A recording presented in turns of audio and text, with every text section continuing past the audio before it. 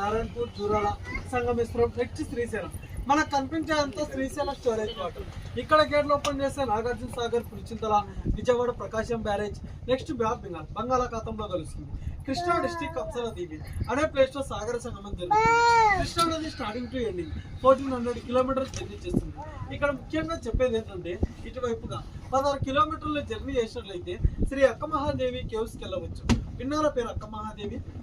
ఆమె కర్ణాటక ఆడపడుచు.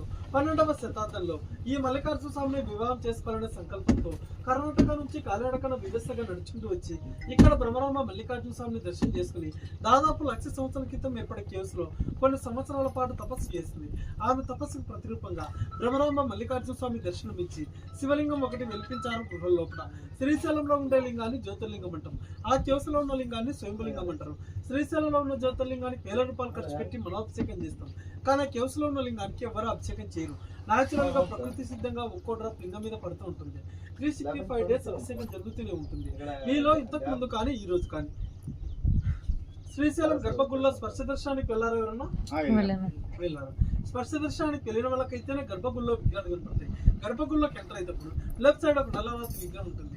ఆవిడ అక్క మహాదేవి. మళ్ళీ రిటర్న్ వస్తప్పుడు 2 విగ్రహాలు ఉంటాయి. ఏమారెడ్డి మల్లమ్మ, సిద్ధరామప్ప. వీరు ముగ్గురు కూడా మళ్ళాగా మానవ జన్మ ఎత్తిన వాళ్ళే. మళ్ళాంటి మానవ జన్మ ఎత్తిన వాళ్ళ విగ్రహాలు తీసుకెళ్లి శ్రీశైలం గర్భగుడి సాయివారం ముందు పెట్టారంటే ఆలోచించారు. వాళ్ళ భక్తి ఎటువంటిదో వాళ్ళ చరిత్ర. ఇదే dam Srisailam dam plus Srisailam project ఉంటారు. కానీ దీని వర్షాలు వచ్చేసి నీలం సంజీవ్ రెడ్డి సాగర్. ఆయన ఆంధ్రప్రదేశ్ రాష్ట్ర ముఖ్యమంత్రిగా రాష్ట్రపతిగా చేశారు. ఈ డ్యామ్ కట్టడానికి ఆయన ఎంతో కృషి చేశారు కాబట్టి ఆ పేరు పెట్టడం జరిగింది. Dam designer Mokshagundam Visvesvaraya. 1963 నుంచి 1983 వరకు 20 ఇయర్స్ పట్టింది డ్యామ్ కట్టడానికి. రైట్ సైడ్ బ్లూ బిల్డింగ్ కనపడుతుంది. వచ్చేసి రైట్ సైడ్ పవర్ ఆంధ్రప్రదేశ్. అది ఒక్కసారి జనరేట్ ఏంటంటే 770 మెగావాట్స్ వెళ్తారు. ఇట్ సైడ్ ఎల్లో బిల్డింగ్ వచ్చేసి లెఫ్ట్ సైడ్ పవర్ తెలంగాణ. ఇది ఒక్కసారి జనరేట్ ఏంటంటే 900 మెగావాట్స్ వెళ్తారు. పవర్ హౌస్ వచ్చేసి డ్యామ్ ఫ్రెండ్గా ఉంటుంది. పవర్ హౌస్ లో వాటర్ లేక్ గేట్ ఆపడించారు. Forest Nallamala forest. Present water level 820 feet ఉంది. చెట్ల మొదల దాకా వచ్చిందంటే 885 ఫీట్ వస్తుంది. ఈ ప్లేస్ మట్టుకే పాతాళ గంగా అంటారు. కాశీ నుంచి గంగా నది అంతర్వాయువుగా భూగర్భ జలాలు కింద ఇక్కడ ఉద్భవించింది. అందుకే ఈ ప్లేస్ మెయిన్ టెంపుల్ లో దర్శనానికి చూస్తారు కదా, ఆ నంది వచ్చేసి శనగల బసవన్న అంటారు. అలాంటి నంది ఎగ్జాక్ట్ ఈ బస్ కింద ఈశ్వరోనిక్స్ లో ఒకటి ఉంది. ఈ నందిని ఉప్పిలి బసవన్న అంటారు. డ్యామ్ కట్టక ముందు దర్శనానికి వచ్చిన వాళ్ళు ఈ నందిని దర్శనం చేసుకుని వెళ్ళి అక్కడ దర్శనం చేసుకునే వాళ్ళు.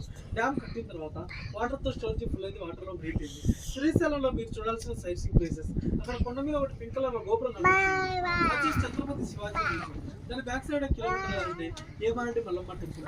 తక్కువ దాడి తర్వాత సాక్షి గణపతి, పలదర్పతి